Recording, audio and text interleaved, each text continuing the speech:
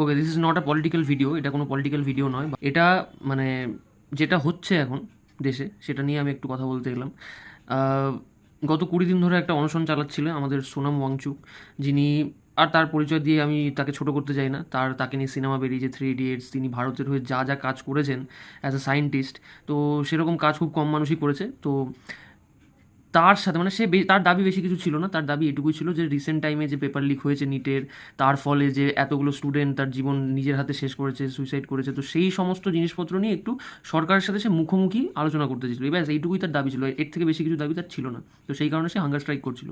20 দিনের মাথায় supreme court থেকে অর্ডার আসে যে তাও সুপ্রিম কোর্ট তাকে বলেনি মানে তার সাথে কোনো খারাপ ব্যবহার করা বা তাকে বুঝিয়ে বলার কথা হয়েছিল, কিন্তু সেখানে দেখা যাচ্ছে পলিটিক্যাল পার্টি থেকে তাকে জোর করে ধরে নিয়ে যাওয়া হচ্ছে, মানে সেই হাঙ্গার স্ট্রাইক ভাঙতে চাইছে না, তাকে জোর করে হাসপাতালে নিয়ে যাওয়া হচ্ছে, তাকে হয়তো ফোর্স ফিডিংও করা হয়েছে।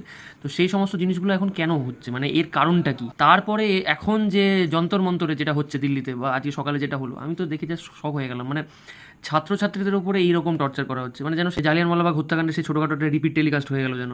মানে কেন হলো এটা, এটা কেন হচ্ছে, এগুলো কেন হচ্ছে, মানে এর তো কোনো রিজন নেই।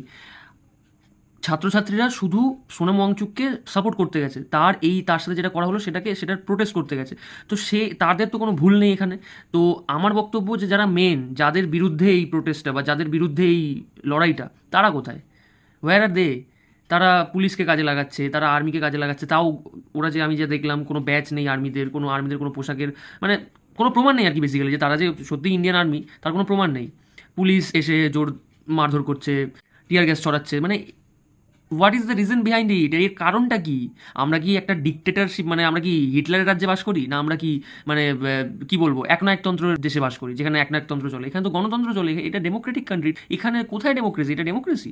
মানুষ তার নিজের মানে যেটা সত্যি একটা জেনুইন সমস্যা, এটা কোনো আতিপাতি সমস্যা না, একটা জেনুইন সমস্যার বিরুদ্ধে যখন মানুষ কথা বলছে, সেটা নিয়ে লেখালেখি করছে, সেটা নিয়ে কিছু একটা ভিডিও বানাচ্ছে বা কোনো একটা কন্টেন্ট বানাচ্ছে, বা সেটা নিয়ে হাঙ্গার স্ট্রাইক হচ্ছে, তো সেটা নিয়ে তুমি কথা না বলে, তার সাথে তুমি আলোচনায় না বসে, বা কী করা যায়, কী ব্যাপার স্যাপার, এটা কেন হলো, এর পেছনের কারণ না খুঁজে তুমি সেটাকে ধামাচাপা দেওয়ার চেষ্টা করছো কেন? তারপর তুমি স্টুডেন্টরা যারা একে সাপোর্ট করছে, এর বিরুদ্ধে প্রোটেস্ট করছে, তো তুমি তাদেরকে সরিয়ে দিচ্ছ। প্রায় 50,000 ছাত্রছাত্রীকে আজকে যেভাবে হেনস্থা করা হয়েছে, তাদেরকে যেভাবে মারধর করা হয়েছে, এটা মানে কি বলবো, এটা ঠিক, এটা ইন্ডিপেন্ডেন্ট একটা দেশ যেখানে মানুষ হকের কথা, মানে তার যেটা জেনুইন সমস্যা সেই কথা বলতে পারে না, সেটা কি করে একটা স্বাধীন দেশ হতে পারে? আমি জানি না এই জিনিসটা কবে বন্ধ হবে, আর মানে সরকার কবে অ্যাটলিস্ট একটু আলোচনায় বসবে এইসব নিয়ে। মানে একটার পর একটা তো হয়েই চলেছে, বন্ধ নেই এর কোনো। যাই হোক, এইটুকুই ছিল আমার বলার। আমি জানি এটা হয়তো একটা মানে পলিটিক্যাল ভিডিও হয়ে গেল, কিন্তু আমি আর না বলে পারলাম না, কারণ জিনিসপত্রগুলো দেখছি, আমি অনেক দিন ধরে এই দেখছি ব্যাপারটা। আমি ভেবেছিলাম যে হয়তো কথা বলতে আসবে, সামনাসামনি একটা আলোচনায় বসবে, কিন্তু না, কোথায় কিছুই তো হচ্ছে